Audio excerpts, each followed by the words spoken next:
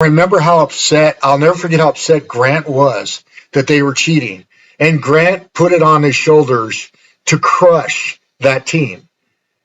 And he did. And that's what happens when people cheat. You get upset because you're not going to cheat. You're honest. You're upstanding. But when other people cheat, you get upset. And I remember those two played and we went on and won that tournament. Who loves basketball? Coach Corsi here. California, Philippines, Bearcats. Let's go, Bearcats!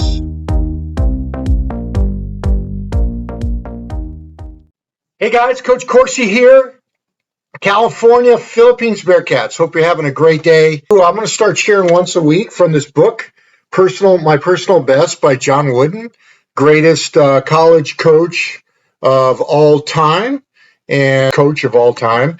And this book I got a few years ago, and actually it was autographed by him before he passed on, which I'm really excited about it. So every week I'm going to share with you guys a saying or a quote or some of the things that John Wooden really lived by that I think can help us, and then share with you through my experiences in basketball and life, things that I found based on this saying. So the first saying this week is, do not lie, cheat, or steal.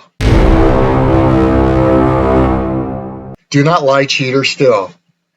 Do not lie, cheat, or steal. Leviticus 9:11 says, do not steal, do not lie, do not deceive one another. There are more than 100 verses in the Bible talking about don't lie, don't cheat, don't steal, which is pretty amazing. Now, we live in a world today where these sayings do not mean much at all. They mean almost nothing today, which is very sad to watch during my lifetime, where there's absolutely zero integrity in this world at the highest level. There's just no integrity left in this world. Remember, just to go back as a kid, I had to be maybe 8 years old, and we had a little grocery store on our corner, and we'd ride our bikes up there, and probably wasn't that far, but it seemed like a long ways back then when you're 7, 8 years old. And I remember one time I went in, I didn't have any money, and I saw candy I liked. And back then, candy was like, one piece of candy was like 1 cent, which 1 cent back then was a lot more than it is today, but still not much. And I remember taking a candy and not paying for it and putting it in my pocket and walking out. And I remember walking all the way home or riding our bikes home, how guilty I felt. And I got home and I told my parents what I had done. I told them that, hey, I took this candy. They made me, and they went with me, made me walk all the way back down to that store, talk to the owner, apologize, give the candy back, and go from there for 1 cent of candy. Okay, but my parents taught me, don't lie, don't cheat, don't steal. Don't lie, don't cheat, don't steal. And that's how I grew up. And I think I got grounded for 2 weeks as well for doing that. And I never did that again. Never did that again. I just feel like, there's not much of this left anymore. But I believe that us as players and coaches and basketball clubs, that we can bring this back. We can, one team at a time, one club at a time, we can bring these principles back. We have an obligation. Sports is the greatest equalizer in all this. Everybody loves sports. So I'm going to tell you some experiences that we encountered over the years that really were not very pleasant. The problem with youth basketball today is there's still no governing body. When you play women's volleyball, men's volleyball, soccer, they have a governing body. And once you sign at a team, you need to turn in your birth certificate and all that stuff and prove. And then for 6 months, you're with that team. You can't leave that team. So it's really a very honest environment, volleyball and soccer. Basketball is not. Basketball has never had a governing body in basketball. So because of that, there's a lot of people that take advantage of that and cheat and steal and use deception to win games, to win tournaments, to win a trophy, a trophy that's going to rust away. It's crazy. So let me tell you a few quick stories that we encountered with the Bearcats over the years. The first one was with San Gabriel Valley tournament, and Lyle Honda, who I feel is the most ethical club tournament director in all of basketball in Southern California. And so we had an incident. I actually wasn't even there, but we had a player who we knew who didn't play for us but played for another club who was there, and everybody knew his age, and they knew that he was a year older than all our players.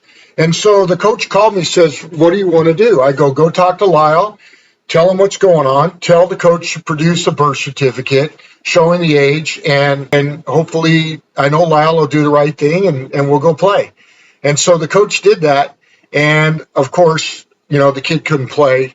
They drove all the way to Orange County. Parents were mad at our coach. We're like, hey, you're cheating. Why do you think you should play when you cheat? You're getting mad at us? We should be mad at you. And so from that, the guy who set up the team, and I wasn't even there. I was in San Diego. I got lambasted with emails from him, threatening me, cussing at me, just terrible things he said in these emails, telling me that you say you're a Christian and all this stuff. Now, we weren't the one cheating. He was. But then he's calling me a bad person. I mean, I was threatened. He told me if I ever see you again, I'm gonna pretty much beat you up, is what he told me. That he's gonna take me out. So that was probably the worst instance that we ever had at SGV tournament. But you know what? We played that game. That kid didn't play. We won the tournament. So when you stand in truth, sometimes good things happen. Another thing we've seen over the years is players playing for multiple teams in the same tournament. You're only allowed to play for one team in each tournament. And parents think that they can get away with it, or coaches, where kids are playing for 2 or 3 different teams at even different grades during the same tournament. We've seen that many times. Parents producing, you're not going to believe this, producing fake birth certificates. Making up fake birth certificates. Yes. So that their kids, maybe 13, can play in the 12 and under division to win a trophy. Are you kidding me? What the heck? But it's happened. Other clubs, we've went through this over the years, poaching our players.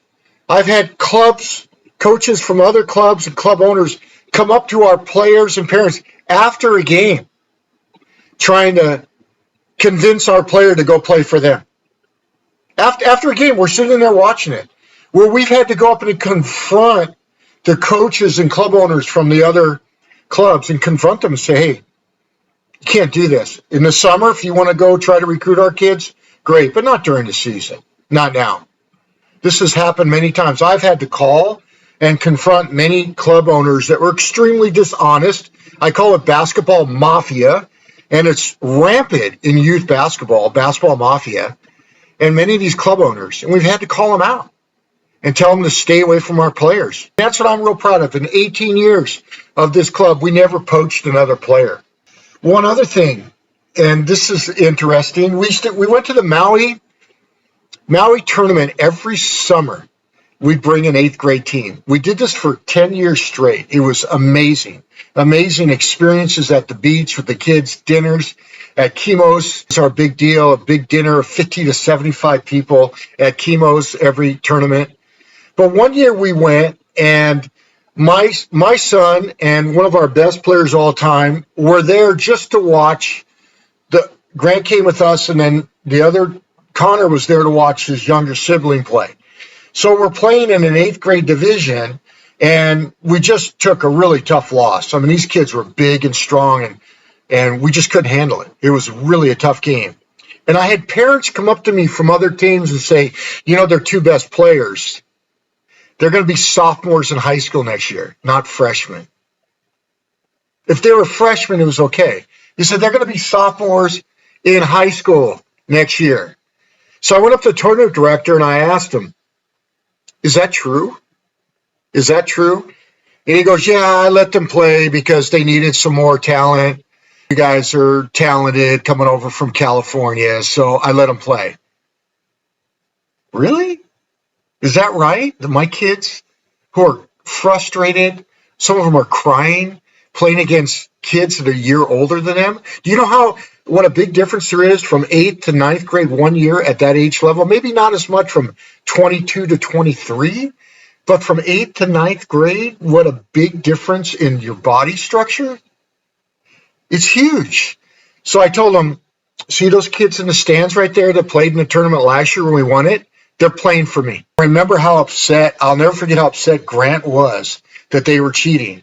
And Grant put it on his shoulders to crush that team. And he did. And that's what happens when people cheat. You get upset because you're not going to cheat. You're honest. You're upstanding. But when other people cheat, you get upset. And I remember those two played and we went on and won that tournament handily. And just for a tournament director to know that, or parents to know that, their kids are 1 year older than our kids and they're playing. It's just extremely, extremely sad. So here's the thing. We're the longest running basketball club in San Diego. We're one of the most respected clubs in all of Southern California. Why? Hundreds and hundreds of clubs have come and gone. I believe it's because we stood for truth. And God honored us in that because we stood for truth. So we stood for truth and always have and always will. So you have to decide.